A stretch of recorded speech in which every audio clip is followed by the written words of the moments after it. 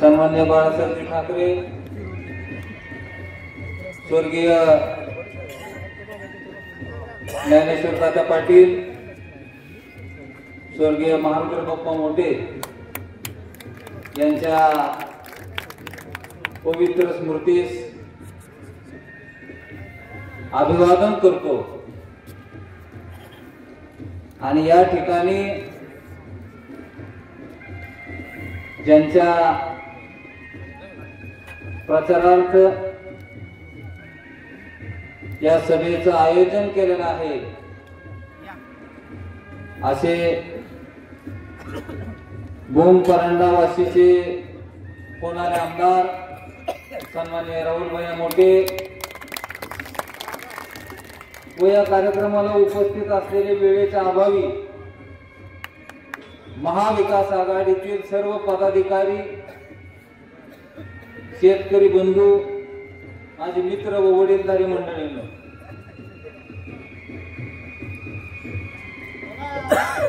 या ठिकाणी तुम्हाला काही गोष्टी सांगणं गरजेचं आहे की सगळ्यात पहिले सगळ्याच्या मनामध्ये चर्चा चालू होती की बाबा महाविकास आघाडीच्या माध्यमातून ही जागा शिवसेनेला सुटणार का राष्ट्रवादीला सुटणार। परंतु त्या ठिकाणी शिवसेना उद्धव बाळासाहेब ठाकरे पक्षाकडून अधिकृत फॉर्म घेऊन आपला फोटो पडतोय आणि अजून घरी मी पोचतोय तोवर पण यांनी बीफॉर्मचे अर्ज दाखल केला। त्यानंतर आपण देखील अर्ज दाखल केला। त्यानंतर आम्ही एक ठिकाणी बसलो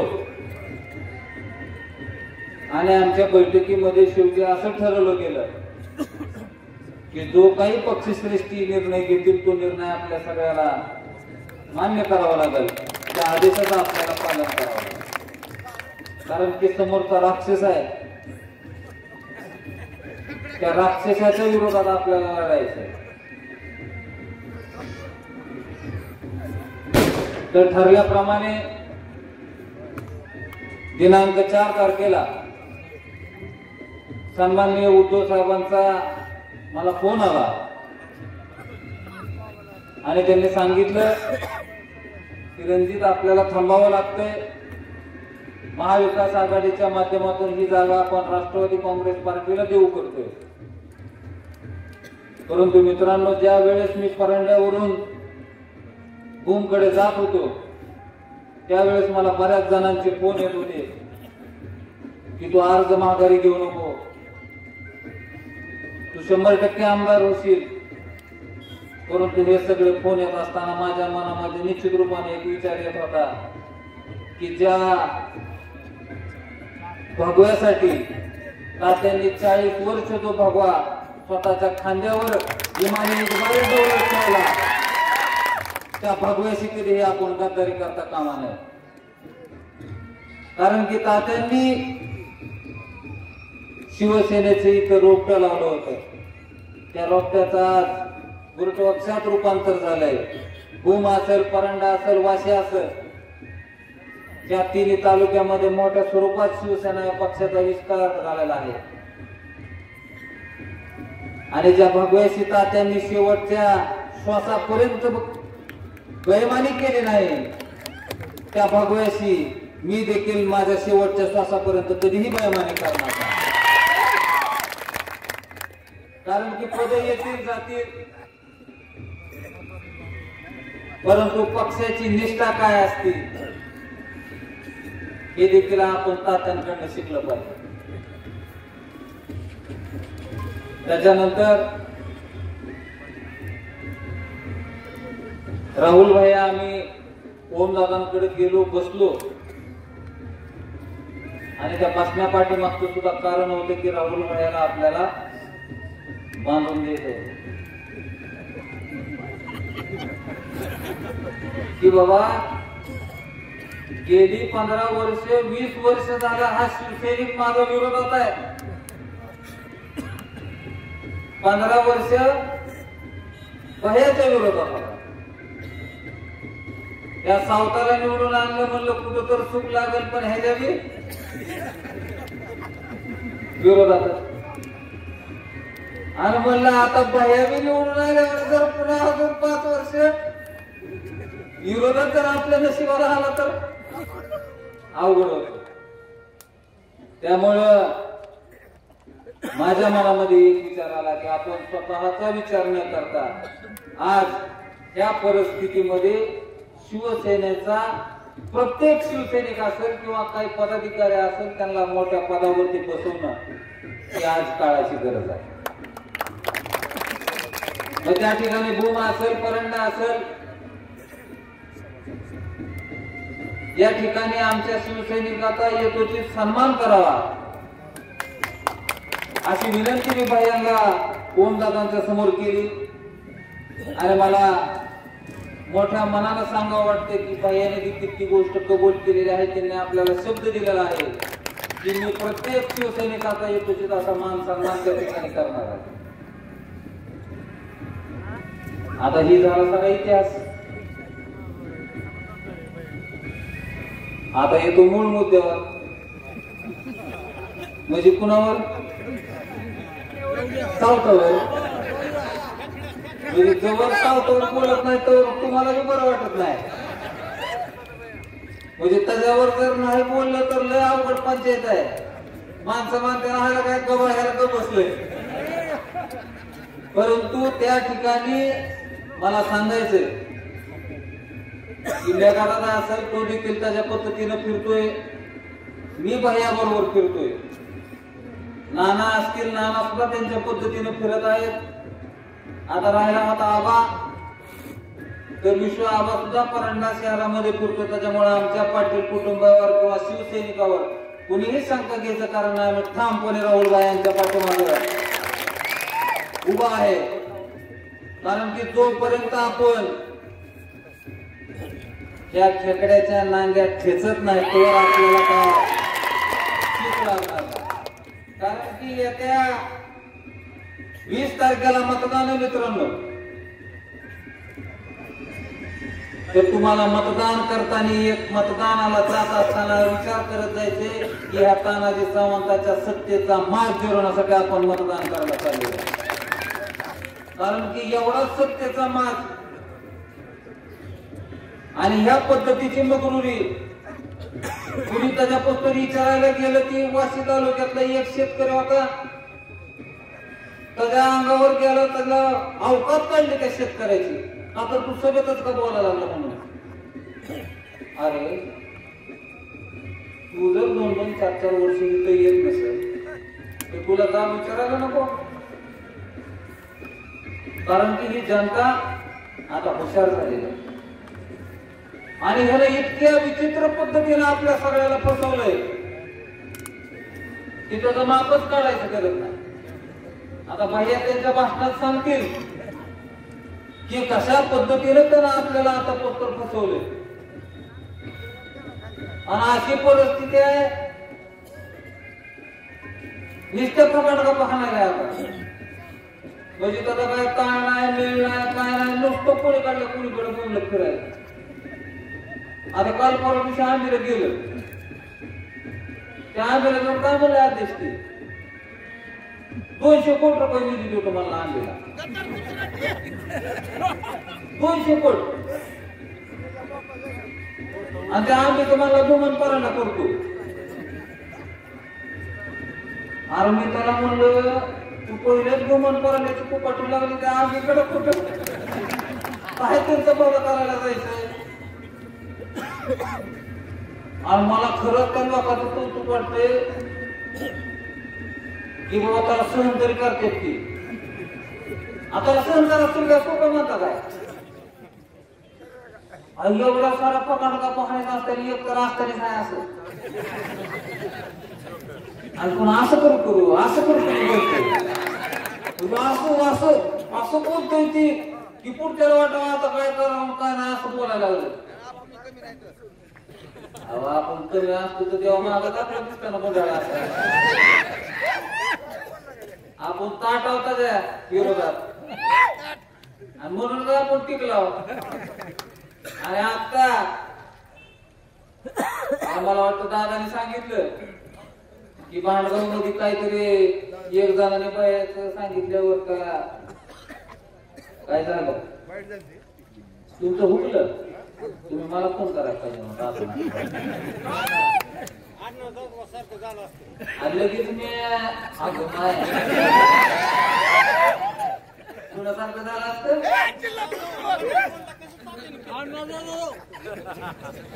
तुम्ही म्हणायचं रे बाबा.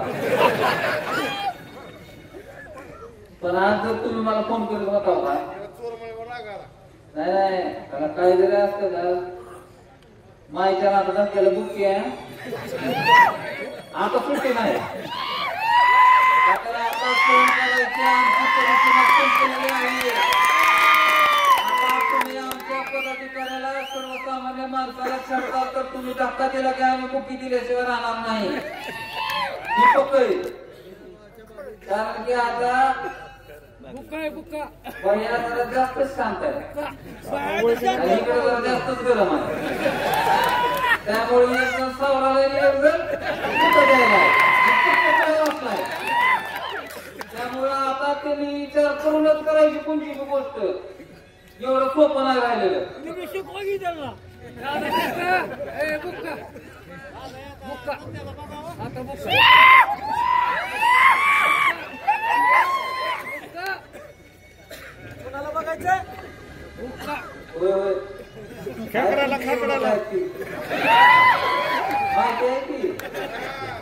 कमी पडल्या शेवट कशाला तवाची तवाच नव्हतं झालं मागचं 5-7 वर्ष. उभं सुरुवातीला आल्यावर गाड्या बिड्या फिरवल्या शेवट कमी पडला. आणि आता कुणाला टीव्हीच्या डेटापासून आवाज येतो कुणाला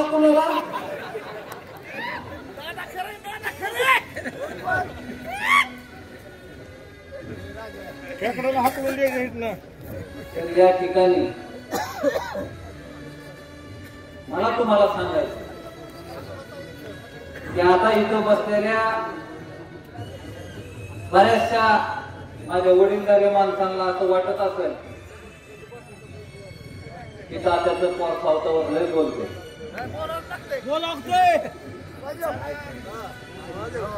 परंतु माझं त्याच्या बोलण्याच्या पाठीमागचं कारण सुद्धा मित्रांनो मला ते देखील तुम्हाला सांगायचं. की निश्चित रूपानं तुम्हाला वाटत असेल ती एक आमदार आहे ती मंत्री आहे त्याला आरोपूर बोलतोय त्याला एवढ्या खालच्या पातळीला जाऊन बोलतोय. परंतु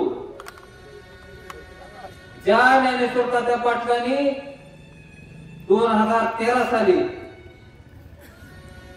स्वतःच्या सख्या भावाचं डोंगरा जिल्हा परिषद मधून सर्कल मधून तिकीट कट केलं. तुमच्या पुतण्याला दिलं. नुसतं तिकीटच दिलं नाही तुम्हाला जिल्हा परिषद सदस्य केलं अर्थ व बांधकाम सभापती केलं. आणि तेच तात्या ज्या तात्यांनी तुमच्यासाठी केलं तेच तात्या स्वतःच्या आजारानं आयसीयू मध्ये असताना तुम्ही त्यांना डीसीसी बँकेवरून पाय उतार करण्याचा पाप हे तुमच्याकडून झाले. त्याच्यानंतर तात्या 2 वर्ष तब्बल किडनीच्या आजारानं त्रस्त होते. ज्या वेळेस त्यांची किडनी बदलली त्यावेळेस तात्याने या सावतानी सगळ्या बोंबकरांना वाशी तालुक्यातील लोकांना घेऊन मिरगावाने इथे गेला होता. आणि त्यावेळेस तात्या दवाखान्यात ऍडमिट होते. माझं पोरग त्या ठिकाणी दवाखान्यात ऍडमिट होतं. आणि त्या ठिकाणी ह्याला तिथं निर्गमाला वाच्यता काय केली की आता ज्ञानेश्वर पाटील माणसाला हार घालत फिरायला लागला. म्हणला न्याय मदत केली नसती तर मला त्याच्या फोटोला हार घालायची वेळ आली.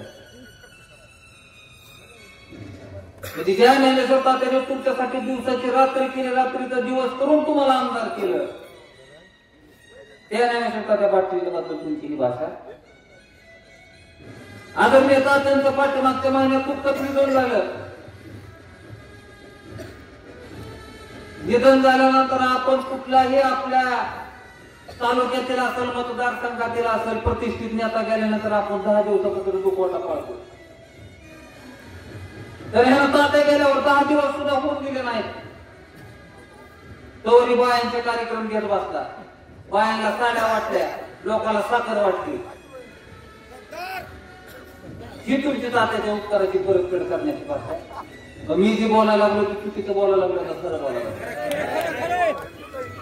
मग माझ्या मनात जी राग आहे ती बरोबर आहे का चुकीचं आहे? मग त्या असल्यानुसार तात्याने तुम्हाला एक शब्द दिला होता की सावता तुला गुलाल बी मॅच लावला होता आणि तुला बुक्का बी मॅच लावणार आहे. आणि त्याला बुक्का लावण्यासाठी आपल्याला राहुल मायाच्या पाठीमागं ठामपणे उभं राहायचं हे मी तुम्हाला आव्हान करतो. कारण की ह्याच्या पायाखालची वाळू सरकलेली आहे. आता ह्याच्या खालच्या पायाखालची वाळू सरकलेली आहे. हिराडायलंय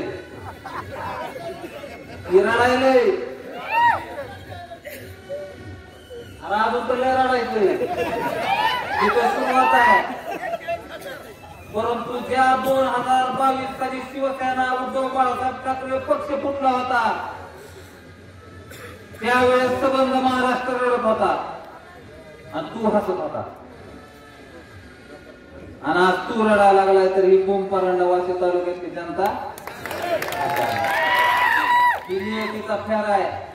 एवढं सोपं जाणार नाही मला डोक्यात तुला. ताना तुझी गाठ माझ्याचे. आता तुला इतके दिवस तुला खोटं सांगत नाही. आम्हाला आवरायला तरी तात्या होत. आता तुझं काय खरंच नाही. आणि हे त्याला कळायलंय. एवढं दिवस गप्प काल कदरून बाहेर काहीतरी बोललंय. हा तुला बोलायला बी काय राहिलं नाही. बिघडलं म्हणजे अहो बोरे साहेब मला खरंच कमाल वाटायला लागली त्याच्याबरोबर फिरणाऱ्या लोकांची. फक्त त्यानं एक चांगलं काम केलेलं मामा की परांडा इथे 100 खाटाचं येड्याचं रुग्णालय उभं करायला लागलाय. त्याच्यामुळं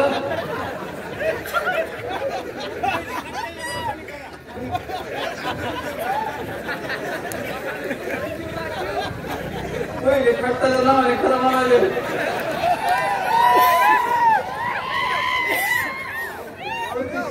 खाटाचं रुग्णालय उभं राहिले त्याच्या बरोबरची आहेत तर तिथं पहिला लाटलं 23 तारखेपासून ती म्हणतात आपण बी म्हणतात अशी म्हणतो ते साहेब निवडून येतोय.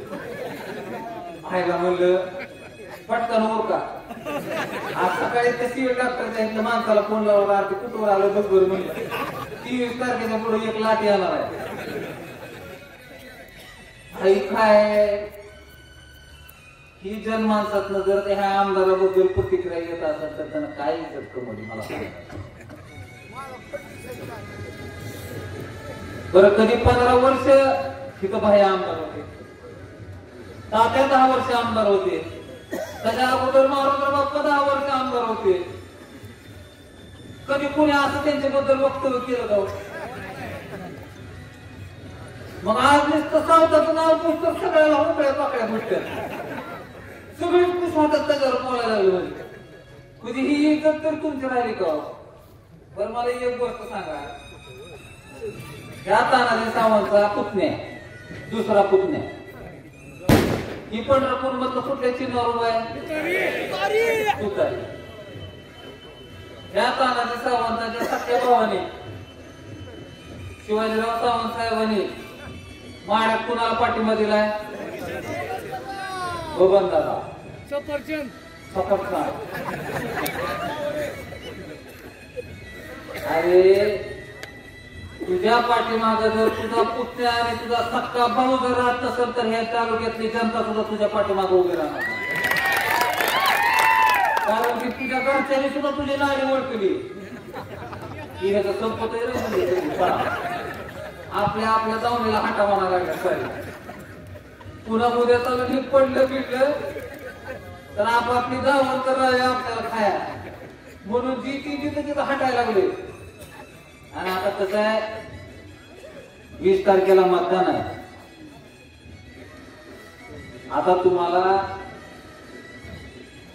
तुमचे पाहुणे रावलेले आठवतात आणि तुम्ही काय करणार की आमचा ही पाहुणा इकडं नगरला आहे तिथं 70 मतदान आहे. आमचा ही पाहुणा तिथं 100 मतदान आहे मुंबईला, पुण्यात 200 मतदान आहे. परंतु त्या मतदानाचा तुम्ही आम्हाला त्रास देऊ नका, कारण की ती मतदान आणण्याची सोय सन्माननीय सावंत साहेबांनी केलेली आहे. त्यांना आपल्या पाहुण्या रावळ्याच्या प्रत्येक दारात गाडी पाठवतोय. फक्त आपल्या पाहुण्याला आपण फोन करून सांगायचं की बाबा सकाळी उठ,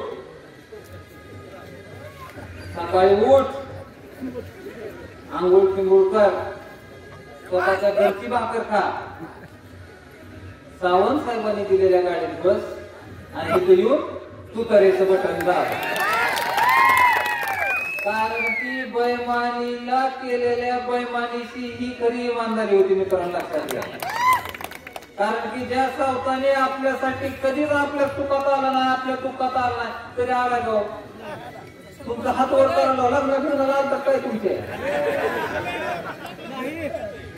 का तुमचं एखादा पाहुणा वारल्यावर मातीला तरी आलतं. जो माणूस कधी तुमच्या सुखात आला नाही, कधी तुमच्या दुःखात आला नाही, त्या माणसाच्या पाठीमागे तुम्ही उभा राहू नका.